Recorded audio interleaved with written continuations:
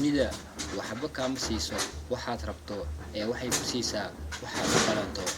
Dadka badankiisu waxay leeyihiin riyooyin waaweyn, laakiin waxay ka weyn yihiin cudurdaarkooda. Ma haysto lacag, ma haysto waqti ugu filan, ma lihi aqoon igu filan.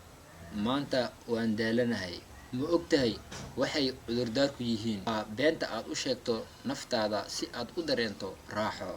Adiga oo fadhiya meeshaada, maanta ciyaartu way dhammaatay. Waa maalintii aad dili lahayd cudurdaarka ama aad ka guulaysan lahayd oo aad dhalin lahayd natiijo. Maanta waxaan kuu sheegayaa 10 qodob oo aad ku joojin karto cudurdaarka.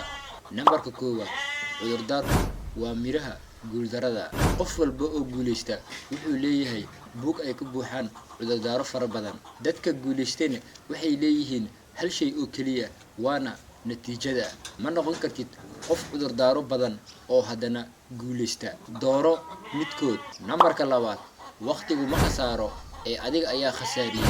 Ha odhan ma haysto waqti. Maalintaada waa 24 saac sida Elon Musk iyo Bill Gates iyo qof kasta oo dunidan wax ka bedelay. Farqigu ma ahan waqtiga ee waa sida aad u kala hormariso waxyaabaha ku muhiimsan. Nambarka 3, bilow hadda.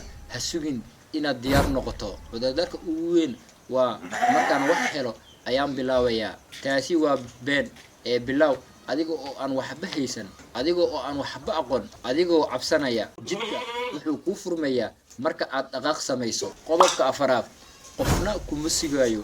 Jooji inaad sugto qof ku badbaadiyo ama qof ku maalgeliyo ama qof ku dhiirigeliyo. Adiga ayaa mas'uul ka ah noloshaada. Haddii aad fadhido adigoo cudurdaar tabanayo, dunidu way ku garmari doontaa, dib kuma soo noqon doonto. Nambarka 5, xanuunka dadaalka. Laba midkood dooro.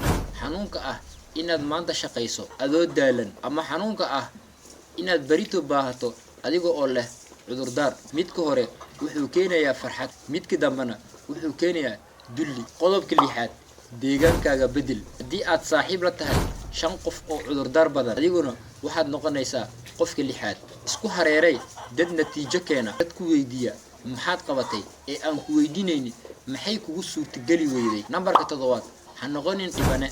Inaad tiraahdo dalkayga baa xun, qoyskayga baa sabool ah, waa cudurdaar dhibane. Dhibanuhu marna ma guulaysto. Guulwaduhu wuxuu yiraahdaa xaaladdu way adag tahay, laakiin aniga ayaa ka adag. Qodobka 8, samee tillaabooyin yaryar oo joogto ah. Natiijadu ma ahan hal maalin oo aad 20 saac shaqayso. Waa inaad qabataa maalin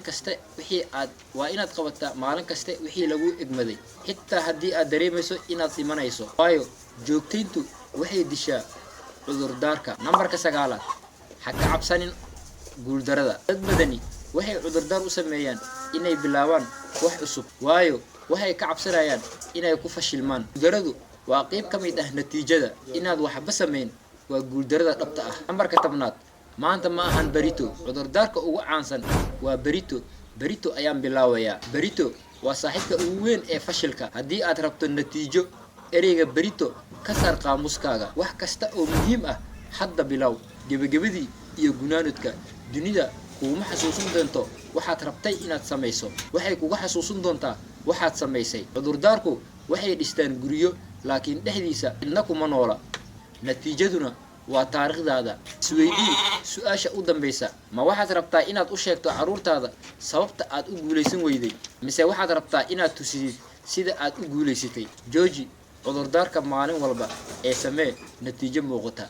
Haddii aad soo gaartay ilaa iyo dhammaadka, waxaan kaa codsanaynaa fadlan inaad subscribe noo saarto, like in aad noo dhahdo, share aad dhahdo, si aad u noqoto qofka ugu horeeya oo arka waxyaabaha aan soo dhigno boggeena. Mahadsanid.